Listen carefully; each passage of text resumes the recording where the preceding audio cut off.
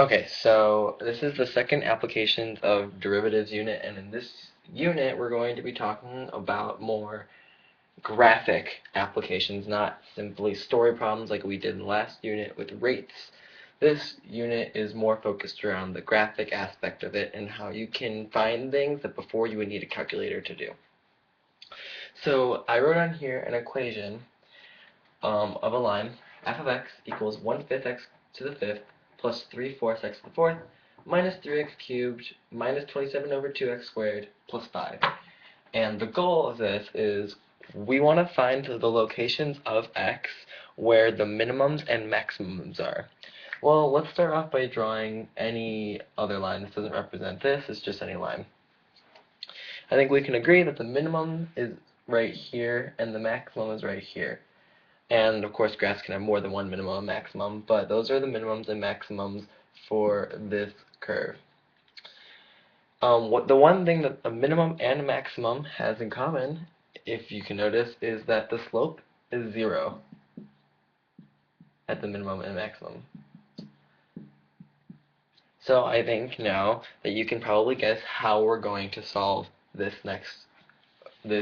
problem. Looking at this, if we want to know where on x the minimums and the maximums are, all we have to do is take the derivative of this and then set it equal to 0. Where is the slope of this line going to equal 0? So let's first find f prime of x is going to be x to the fourth plus 3x cubed minus 9x squared minus 27x, and then that 5 is going to go away. And if this line represents the slope of this, then what we want to do is we'll set this to 0. Okay? And so now it's just going to turn into a factoring problem. We're going to factor out x. And we're left with this.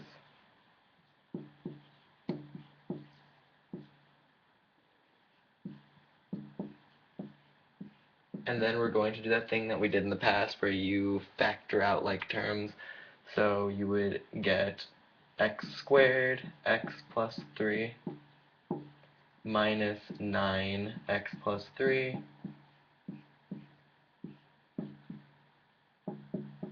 and basically now this is a factoring problem, so we have x plus 3,